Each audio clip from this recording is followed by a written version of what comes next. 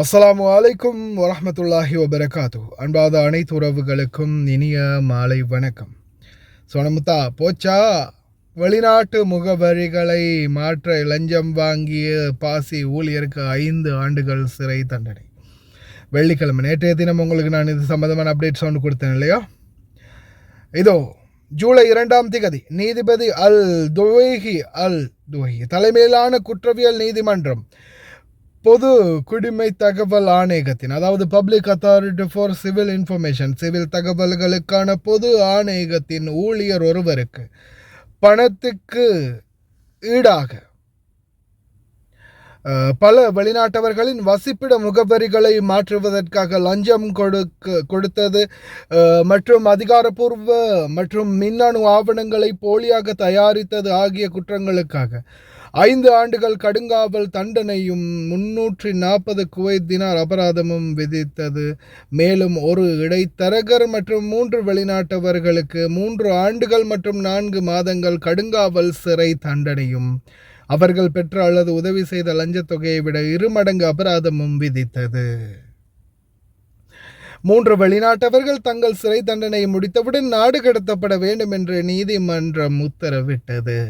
அதே நேரத்தில் போதிய ஆதாரங்கள் இல்லாததால் மற்ற 13 பிரதிவாதிகளை அனைத்து குற்றச்சாட்டுகளிலுமிருந்து விடுவித்து மேலும் சட்டவிரோத நடவடிக்கைகளின் பயன்படுத்தப்பட்ட போலி ஆவணங்கள் மற்றும் கைபேசியை பறிமுதல் செய்யவும் உத்தரவிட்டது.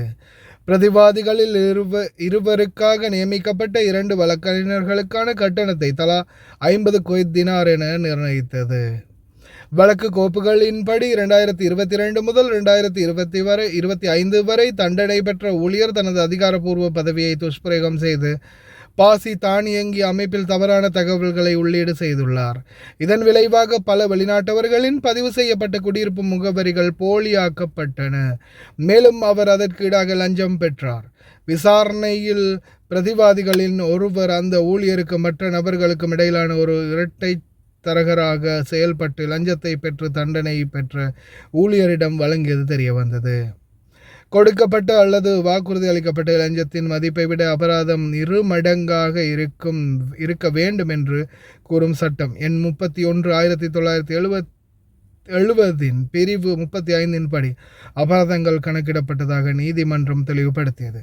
அதன்படி தண்டனை பெற்ற ஊழியருக்கு 340, இடைத்தரகருக்கு 80, மற்ற பிரதிவாதிகள் ஒவ்வொருவருக்கும் கேடி 130 மற்றும் ஒரு பெண் பிரதிவாதிக்கு 80 தினார் அபராதம் விதிக்கப்பட்டது. அபராதம் பார்க்குறதுக்கு சும்மா சின்ன கணக்கு மாதிரி தான் இருக்குது. ஆனால் சிறை தண்டனை, நான் உங்களுக்கு நிறைய தடவை இன்ஃபார்ம் பண்ணிட்டேன். காசு கொடுத்து அக்காம அடிக்காதீங்க, காசு கொடுத்து அட்ரஸ் வாங்காதீங்க. ஏன்னா நிறைய பேர் வெளி வீசா, நாங்கள் வெளி வீசாவில் இருக்கிறோம், கொஞ்சம் உங்கள் வீசாவை பார்ப்போம், அக்காமாவை பார்ப்போம் அப்படின்னு பார்த்தா என்ன வெளி வீசா, காதிம் வீசாவில் வெளியில் அக்காமா அடிச்சுட்டு வேலை செய்கிறீங்க. அதாவது உங்கள் கஃபீல் அவருக்கு வேலை செய்ய தேவையில்லை, நான் காசு கொடுங்க, அக்காமாவை அடித்து கொடுங்க, நீங்கள் போய் எங்கேயாவது வேலை செய்யுங்கன்னு அனுப்பி விட்டுருக்கிறாரு. ஒரு வேலை நீங்கள் எங்கேயாவது பிடிப்பட்டீங்க பாபா, போலீஸ் செக்இன் பண்ணிட்டாங்க பாபா, பிடிப்பட்டுட்டீங்க, ஏதாவது ஒரு பிரச்சனை வந்துட்டு சொன்னீங்கன்னு வைங்க, உடனே அடுத்த செகண்ட் எந்த ஒரு தாமதமும் இல்லாமல் செயல் அப்ளிகேஷனுக்குள்ளே போய் என்னுடைய வேலையால் தப்பித்து ஓடிவிட்டார், என்னுடைய பணிப்பெண் தப்பி ஓடிவிட்டாள், என்னுடைய டிரைவர் தப்பி ஓடிவிட்டான் அப்படின்னு கேஸை போட்டுட்டு அவர் நல்ல பிள்ளையாக மாறிடுவார். கடைசியில் பாதிக்கப்பட போகிறது யார்? நீங்கள் தான். அதனால் தயவு செய்து இனி வரும் காலங்கள்லையாவது இந்த வெளியில் காசு கொடுத்து அக்காம அடிக்கிறது, காசு கொடுத்து அட்ரஸ் எடுக்கிறது, இந்த மாதிரி விடயங்களை தவிர்த்துக்கோங்க. பேட்ரி போகுதுன்னு நினைக்கிறேன், ரொம்ப முக்குது வண்டி, செம்ம வேர்வையாக இருக்குது, சூடு. அதனால் தயவு செய்து முடிஞ்ச வரைக்கும் இனி வரும் காலம் தயவு செய்து இந்த மாதிரியான தவறுகள்லேருந்து தவிர்த்துக்கோங்க. அதே மாதிரி அக்காமா உங்களுடைய இப்போ ரீசெண்டாக 400 பேருக்கு 464 பேர்னு நினைக்கிறேன் அட்ரஸை கேன்சல் பண்ணிட்டாங்க. அந்த அட்ரஸை கேன்சல் பண்ணினவங்களுக்கு பார்த்தீங்கன்னா 100 தினார் அபராதம், ஒரு மாதத்துக்குள்ளே அவங்க அட்ரஸை சரி செய்யலைன்னா. அப்படி ஒரு வேளை அவங்க அட்ரஸை சரி செய்யாமல் நாட்டுக்கு போயிருந்தாங்கன்னா 100 தினார் அபராதத்தோடு சேர்த்து அவங்களுடைய அக்காமாவும் கேன்சல் ஆகிறதுக்கு வாய்ப்பு இருக்குது. அதே மாதிரி ஒரு வேளை ஏர்போர்ட்டுக்கு நீங்கள் 100 தினார் ஃபைன் விழுந்து ஒரு டிக்கெட் போட்டுட்டு போயிருந்தீங்கன்னா உங்களோட 100 தினார் அபராதத்தை கட்டினா தான் போக முடியும் அப்படின்னு சொல்லுவாங்க. அந்த நேரத்தில் உங்கள்ட்ட காசும் இல்லைன்னா கடைசியில் டிக்கெட்டும் கேன்சல் ஆகும், போகவும் முடியாமல் போகும். இந்த மாதிரி பல சிக்கல்களுக்கு நீங்கள் முகம் கொடுக்க வேண்டி வரும்.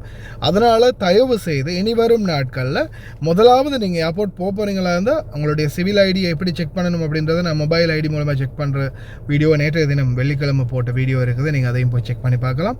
அதே மாதிரி உங்களுடைய பாசி, அதாவது பத்தாக்கா மதனியாவில் உங்களுக்கு ஏதாவது அபராதம் இருக்கா அப்படின்றத ரெசிடென்சி அப்படின்றதுக்கு போய் நீங்கள் கூகுள்லையும் செக் பண்ணி பார்த்துக்கொள்ளலாம். அப்படி இல்லையா நேரடியாக நீங்கள் ஏர்போர்ட்டுக்கு பக்கத்துலேயே இருக்குது இமிக்ரேஷன் ஆஃபீஸ், அங்கே போய் கூட நீங்கள் நேரடியாக உங்களுடைய பத்தாக்க மதனியாக கொடுத்து எனக்கு ஏதாவது அபராதம் இருக்குதா, என்னால் போக முடியுமா, ட்ராவல் பண்ண முடியுமா அப்படின்றதையும் செக் பண்ணிவிட்டு நீங்கள் போகலாம். ஒருவேளை உங்களுக்கு பத்தாக்க கேன்சல் ஆகலை, ஆனால் அட்ரஸ் இன்னமும் நீங்கள் அப்டேட் பண்ணலை, ஆனால் உங்களுக்கு இன்னும் பத்தாக்க கேன்சல் ஆகவும் இல்லை, அட்ரஸ் கேன்சல் ஆகவும் இல்லை, ஃபைன் விழவும் இல்லை அப்படின்னா நீங்கள் தாராளமாக ட்ராவல் பண்ணலாம், சாப்பர் போகலாம், வரலாம், எந்த பிரச்சனையும் இல்லை. கேன்சல் ஆகினா தான் பிரச்சனை, அதை ஞாபகத்தில் வச்சுக்கோங்க. ஆனால் அட்ரஸ் இல்லாதவங்களும் போகலாம், வரலாம், வேலிட் வீசா இருக்குது, அட்ரஸ் தான் இல்லை, நீங்கள் சாப்பர் போகலாம், வரலாம், எந்த பிரச்சனையும் இல்லை.